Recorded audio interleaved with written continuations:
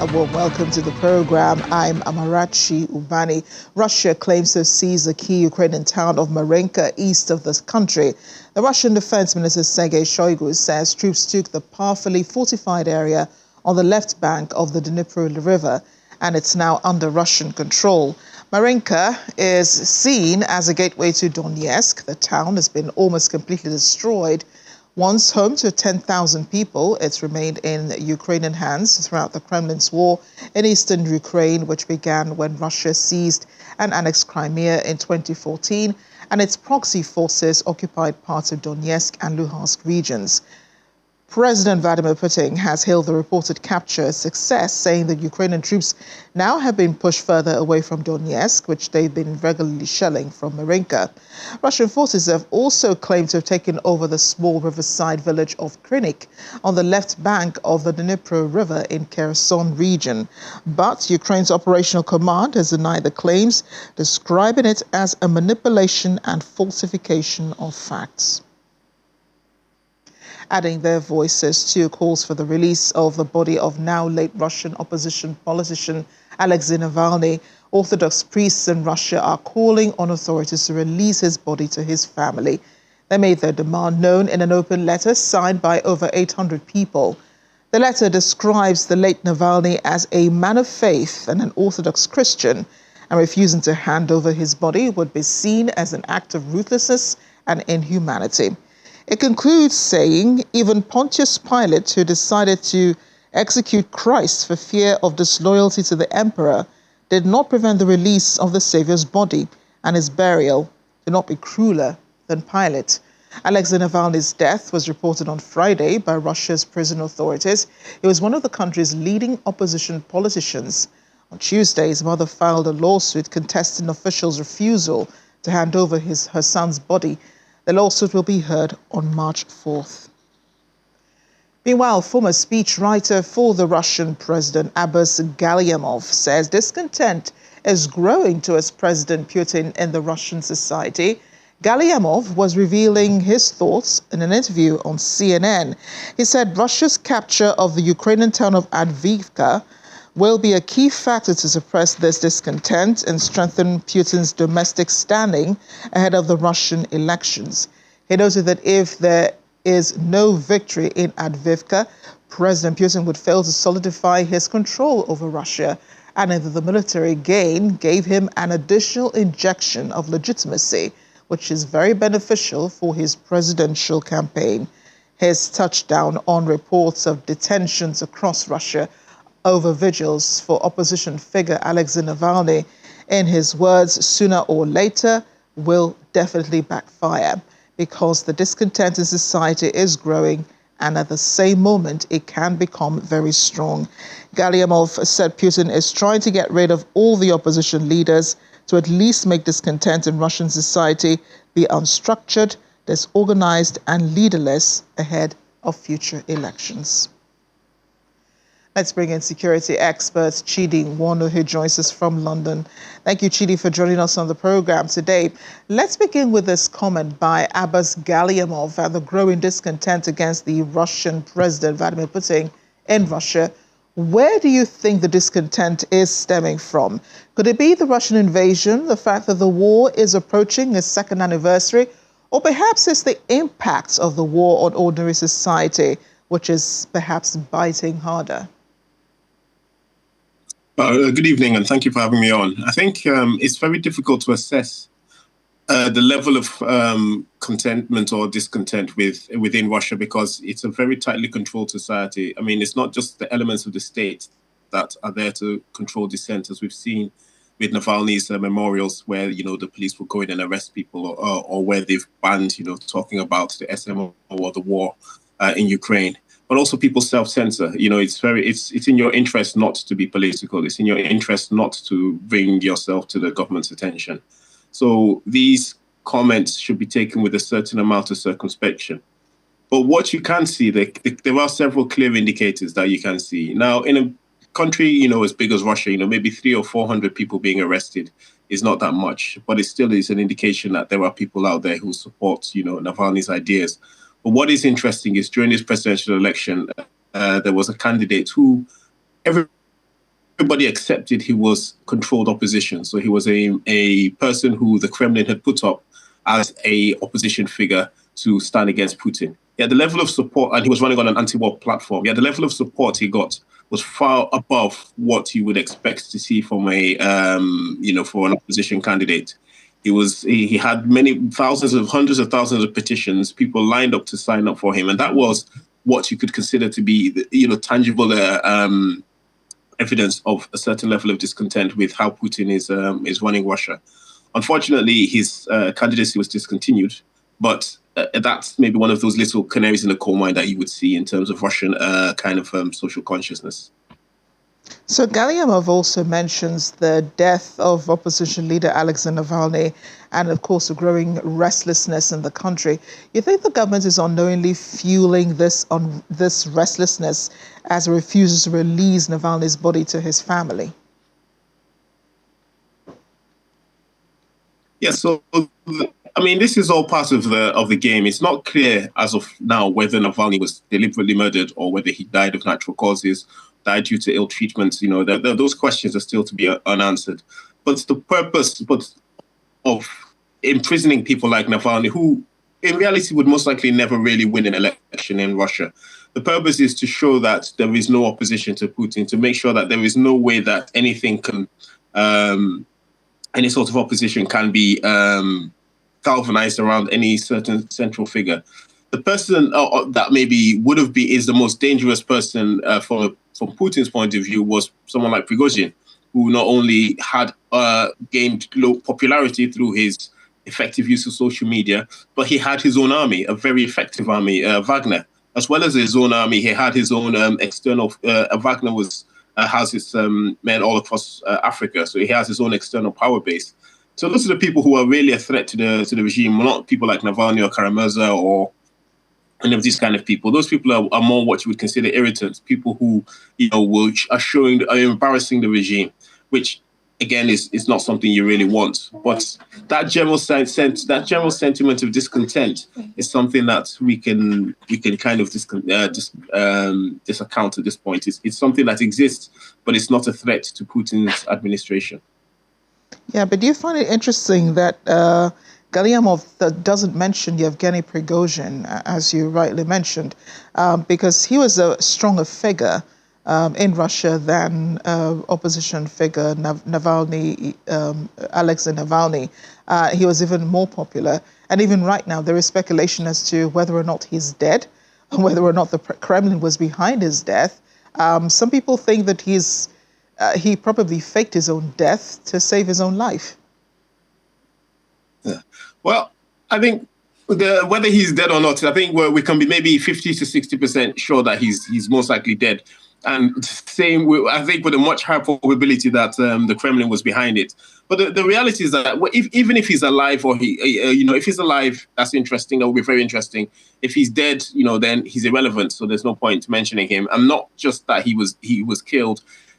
He was the most popular kind of Wagner figure outside of maybe the niche military defense kind of circles. The person who you would recognize as Wagner was Prigozhin. He's dead. That's the popular face. Any other Wagner person can rise up now, but nobody really knows them, so they're not that important.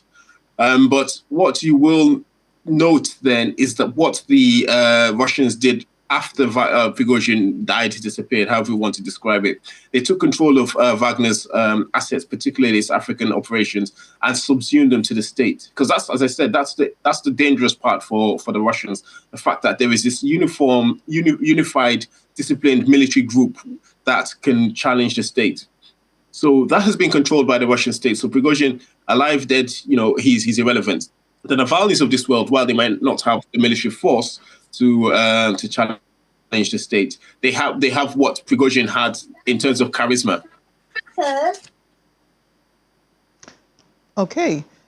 And speaking of the Orthodox priests now who have joined their voices with Navalny's mother asking for the release of his body, they, as well as some members of the church, have appealed in writing. They even indicate Navalny was a religious man, that he was a man of faith and an Orthodox Christian, they said, in their memo to the president. While Navalny campaigned against Russian President Vladimir Putin, there were no indications of faith. I mean, I didn't see any. He made no mentions of it. Do you think religion played any part in Navalny's life? Well, like yourself, I mean, I don't know him personally, and I didn't see any religious dimension to his advocacy. But it's about understanding the nexus of the Orthodox Church in Russia in general, but in Putin's Russia in particular. So Vladimir Putin has adopted the Russian Orthodox Church as a vehicle to promote Russian culture, to promote his vision of Russian nationalism. And they have used that quite successfully to build an alliance across, the various Orthodox countries in the world. Be, the one Western Orthodox country like Greece, there's a strong pro-Russian sentiment. Across Hungary, Central Europe, Eastern Europe, there's a strong pro-Russian sentiment using the Moscow branch of the Russian Orthodox Church. Even in Ukraine itself, the Ukrainians have had to divest, break away from that the Russian Orthodox Church because they supported the invasion of Ukraine. Now, the key element that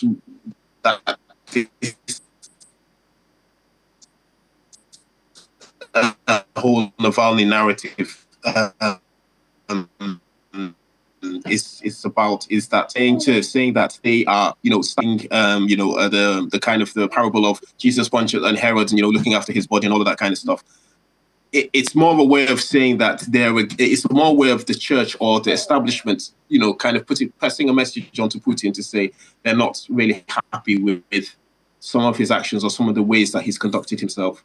It is less about, Navalny's, Christianity and more about the different elements of the Russian state or the Putin apparatus, how they engage with each other. Couldn't agree more, because Navalny never mentioned anything about his faith, probably never even mentioned anything about God either. Russia has considers the capture of the town of Krynky, as we mentioned earlier, in Kherson, a win. Kherson already under Russian control, was one of those regions that fell to the Russian troops in the early months of the invasion. The town of Marena, however, which we also mentioned, is key to the Russian troops because it's a gateway to Donetsk region. That's another one taken over by Russian forces. So I guess we're getting a clearer picture now of Putin's plan eventually for Ukraine. The non-existence of, and I know he said it before, that Ukraine would be, the name Ukraine itself, or even the country, would be wiped out from the surface of the earth. But I think that probably means Russia taking over all of Ukraine. So there's several very interesting elements right now in that. I mean, if we circle back to last year, we saw the Ukrainian offensive, summer offensive that failed, took very little ground, to be honest, and took quite heavy losses. While that offensive did do some damage to the Russian military, it didn't do what it was supposed to do, which was recapture territory and defeat a substantial amount of Russian forces. The Russians fought a very good defensive battle and held the Ukrainians mostly to their start lines.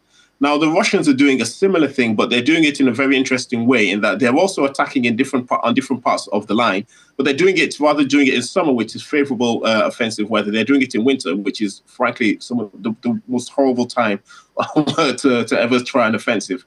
Now, it's given them some successes, but it's also given them really horrendous casualties, especially in the Battle of Avdiivka, which they've just won. The losses there are not clear, but just from what's been visually confirmed, there's been a huge loss of Russian men and equipment. But that's not really a problem for the current Russian thinking.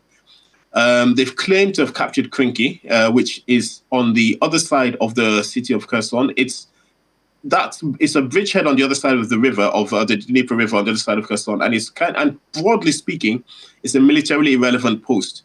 But what the Ukrainians have very successfully used that Krynky bridgehead to do is to force the Russians into a battle of attrition, which they've been up till now been losing because the Ukrainians have the high ground and have been destroying a lot of Russian equipment and artillery. Same with Marena, the Russians claim to have captured that. Again, not too sure, but all of these little things indicate not so much whether it's captured or it's not captured. What it does tell us for sure is that the Russians are attacking all across the front. The Russians are doing more or less what the Ukrainians did last summer, which is attack all across the front in order to identify a weak spot where they will mass their forces and then push through.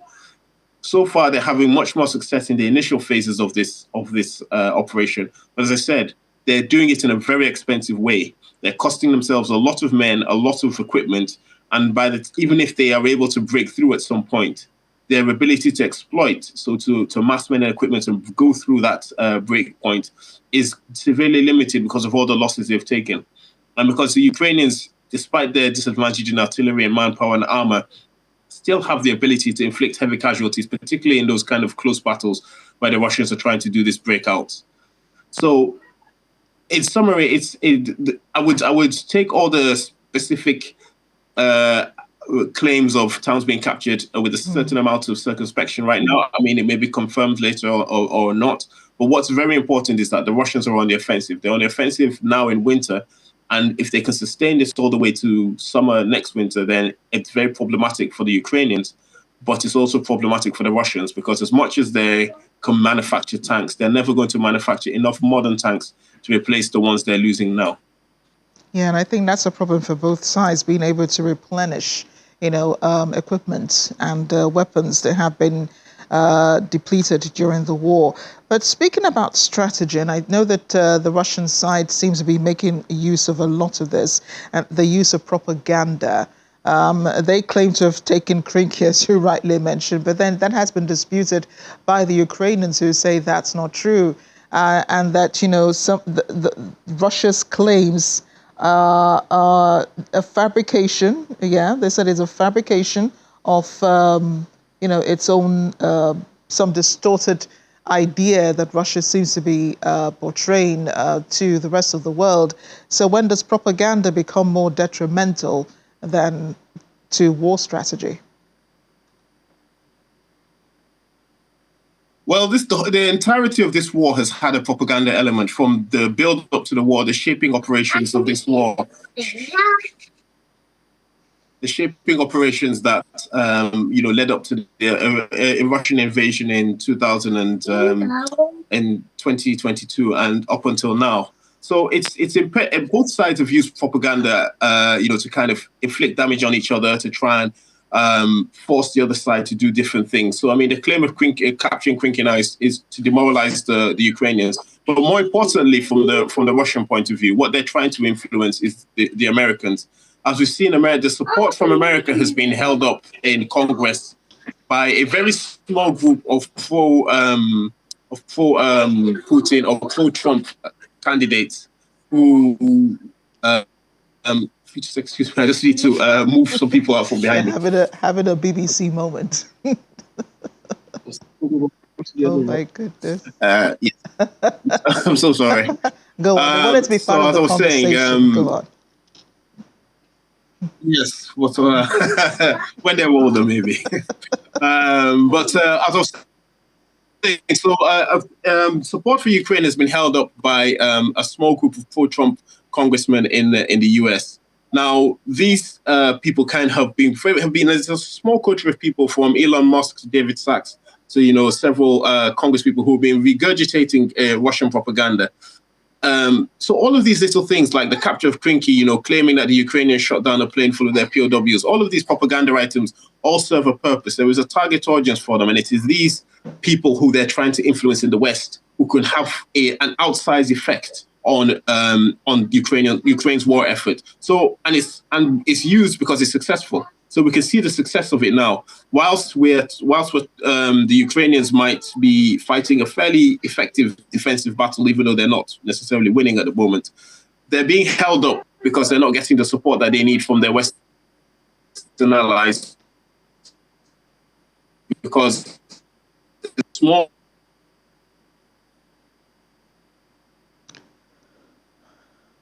Well, Chidi, I guess this is where we'll have to leave it. Thank you so much. You do have some more pressing issues behind you there. I'll leave you to attend to them. Thanks again for joining us on The World Today. Thank you for having me.